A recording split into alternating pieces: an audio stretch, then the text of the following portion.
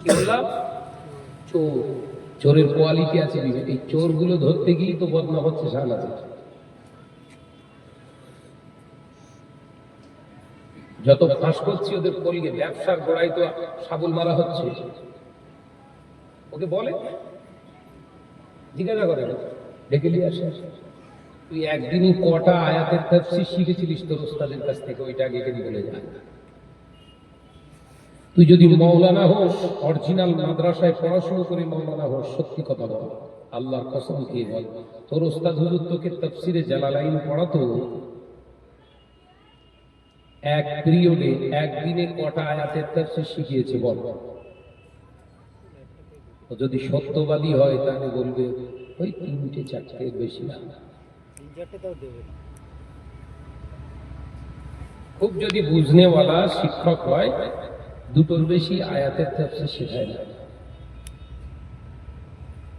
আরে আপনাদের তাফসীর হয়ে যাচ্ছে 2 ঘন্টায় 20টা, বুঝতে পেরেছেন? তার মানে আপনারা সব যেগুলো বসে আছেন ডবল টাইটেল পাস। কথা বলছেন নাকি? ধারণ ক্ষমতা 250, শরীয়তের হুকুম হচ্ছে দাও 200। কত? 200। ওই জন্য রাসূল পাক সাল্লাল্লাহু আলাইহি ওয়াসাল্লাম সর্বক্ষেত্রে যতটা পরিমাণ দরকার তার থেকে কম ইউজ করেছেন। এটা হচ্ছে রাসূলের সুন্নাত। একবার জোরে বলুন সুবহানাল্লাহ। এই সমাজগুলো শেষ হচ্ছে এক শ্রেণীর এরকম বক্তাদের দ্বারা। মেয়েরা, নজনেরা, যুবকেরা, ছেলেরা, বাচ্চারা, পর্দারা, সিনেমা, বোনেরা, আলোচনা বুঝো। আল্লাহ নবী দো জানে বাদশাহ হাবিবুল্লাহকে, নবী জনাবে মুহাম্মদুর রাসূলুল্লাহকে সাল্লাল্লাহু আলাইহি ওয়াসাল্লাম পাঁচ জবানে জানিয়ে দিলেন, ও মাসাবিরা, আমি নবী জানিয়ে দিলাম, শুনে রেখে দাও, জেনে রেখে দাও, এমন একটা দিন আসবে, সময় আসবে, যেদিনে দেখতে পাওয়া যাবে আমার উম্মতেরা নামাজ আদায় করবে, আমার উম্মতেরা রোজা আদায় করবে, আমার উম্মতেরা হজ আদায় করবে, আমার উম্মতেরা উমরা আদায় করবে, দাড়ি রাখবে, টুপি পরবে, জুব্বা পরিধান করবে। আমি নবী জানিয়ে দিলাম, বড় বড় বড় বড় মসজিদ তারা বানাবে, নকশাওয়ালা মসজিদ তারা বানাবে। ও আমার সাহাবীরা, মসজিদ ভর্তি মুসল্লি পাওয়া যাবে, মসজিদ ভর্তি মুসল্লি পাওয়া যাবে, অথচ আশ্চর্যের বিষয় ওই মুসল্লিদের ভিতর থেকে আল্লাহকে ভয় করা মুসলমান খুঁজে পাওয়া মুশকিল হয়ে যাবে।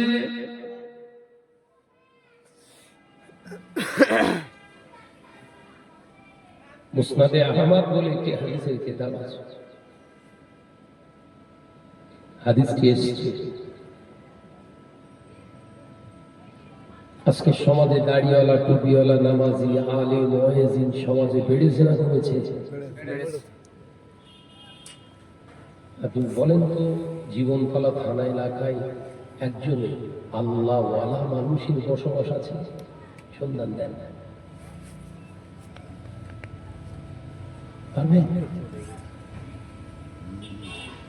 আমার বাদুড়িয়া সার্কেলের ভিতরে পাইনি আমি। আপনাদের জীবনতলা সার্কেলের ভিতরে যদি থাকে একটু বলেন, আমি আসবো তার সহতে। কথা বলছেন না কেন? আছে বলে মনে হয়। দাড়িওয়ালার কথা বললি তো এইখানে তো শতকরা 7% দাড়িওয়ালা। নামাজি কিছু না হলেও তো 50% হবে। মসজিদগুলো যান, জামা চকচকে একদম। আল্লাহ নবী সাহাবীরা প্রশ্ন করলেন, মান হাউলাই ইয়া রাসূলুল্লাহ, হাবিবাল্লাহ, হুজুর এরা কারা? এরা কারা? নামাজ আদায় করবে, রোজা আদায় করবে, হজ আদায় করবে, যাকাত আদায় করবে, দাড়ি রাখবে, টুপি পরবে, জুব্বা পরিধান করবে, মসজিদ ভর্তি গিয়ে নামাজ আদায় করবে, অথচ আল্লাহর ভয় পাওয়া যাবে না। আল্লাহর নবীকে জিজ্ঞাসা করলেন, এরা কারা? আল্লাহ নবী একটা শব্দ ব্যবহার করলেন, অলির রিবা, ওরা হলো সুদের লেনদেনকারী, সুদখোর। এক কথায় উত্তর ছেড়ে দিয়েছে রাসূল। কারা কারা কারা সব চুপ হয়ে গেছে, টেনশনে পড়ে গেছে। তারা কারা? হয় সুদ খাবে নইলে সুদ দেবে। মিয়ার ঘেরি তো হ্যাঁ, মিয়ার ঘেরি এলাকায় খোঁজ নিয়ে দেখুন, শতকরা 90% 90+ হবে সব সুদের আওতাভুক্ত হয়ে গেছে। কি বলছেন? ভুল হয়ে গেল?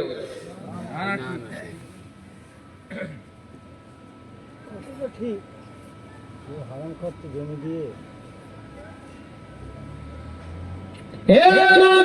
যুবকেরা, ছেলেরা, বাচ্চারা, পর্দাদাশীরা, মা ও বোনেরা, আল্লাহ নবী সাহাবীদের লক্ষ্য করে নবী আমার দিন দুনিয়ার বাদশাহ হাবিবুল্লাহকে, নবী জনাবে মুহাম্মদুর রাসূলুল্লাহকে সাল্লাল্লাহু আলাইহি ওয়াসাল্লাম পাক জবানে জানিয়ে দিলেন, যখন আমার উম্মতের ঘরে সুদের আনাগোনা চলবে, সুদের আনাগোনা লেনদেন চলবে, আমি নবী জানিয়ে দিলাম ওই সময় আমার উম্মতের সংখ্যা বেড়ে যাবে, কিন্তু তামাম পৃথিবীর জমিনে ওই উম্মতগুলোকে পিটিয়ে শায়েস্তা করার জন্য আমার আল্লাহ জালেম সরকার, শাসক প্রতিষ্ঠিত করে দেবে। কখন মাস শুরু হবে বলেছে নবী? এসব চুপ করেছিল। কখন কুত্তা বেটা করবে বলেছে নবী?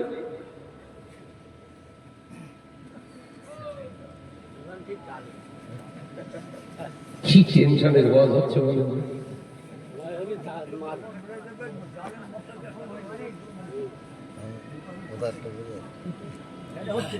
হচ্ছে না? এরপরেও ভালো সাজার ইচ্ছা আছে না? ভালো হবে? ভালো আর হবে না।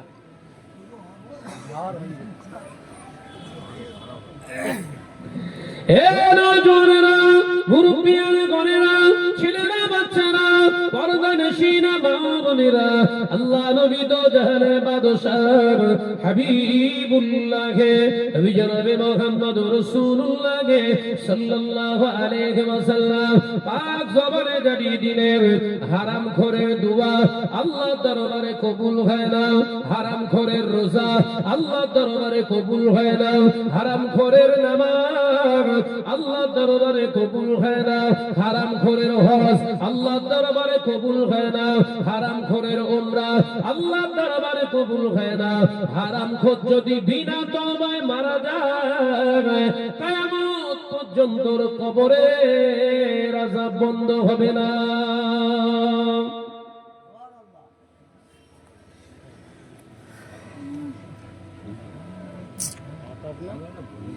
নবী যেখানে বলেছে হবে না, তামাম পৃথিবীর মলি সাহেব যদি এক জায়গায় এসে বলে না হবে, হবে না, আমরা তো চেষ্টা চালাচ্ছি হওয়ার জন্য। নবী যখন বলেছে কবরের আযাব মাফ হবে না, তার মানে ওর জন্য দোয়া চাওয়া যাবে না। সুদের যারা লেনদেন করে এদের জানাজা পড়া ওই জন্য শরিয়াতে বৈধ নেই। এতো বললেই তো সানাস খারাপ হবে।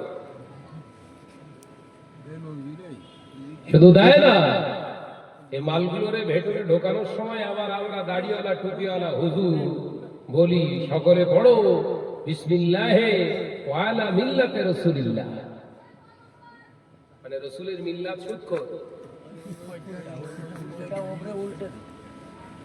উল্টা এ আবার ওয়াজ বুঝতে পারছেন তো নাকি?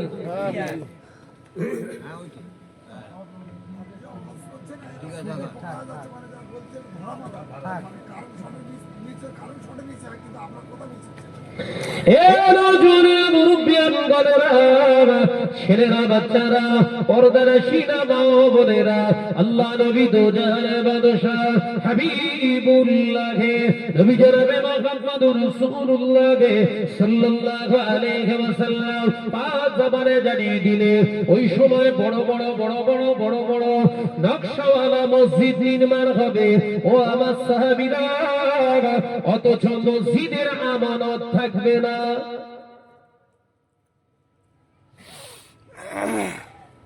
মসজিদগুলো বিরাট বড় বড় আলিশান নকশাওয়ালা মসজিদ হবে, কিন্তু মসজিদের আমানত থাকবে না।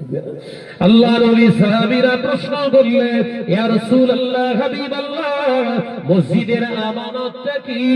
আল্লাহ নবী বললেন, মসজিদের আমানত হলো তিনটি। সালাসা, আমি রাসূলুল্লাহ সাল্লাল্লাহু আলাইহি ওয়াসাল্লাম পাঁচ জবানে জানিয়ে দিলাম, এক নাম্বার মসজিদের আমানত হলো যেইখানটায় তোমরা মসজিদ নির্মাণ করবে ওই জায়গাটা যেন বিতর্কিত না হয়, মেরে নেওয়া, কেড়ে নেওয়া, কারোর কাছ থেকে জোরপূর্বক ভাগরা করে রেকর্ড করে নেওয়া। পৃথিবীর জমিনে সরকারি ল্যান্ডের উপরে মসজিদ তৈরি করা হলো আমানতের খেয়ানত।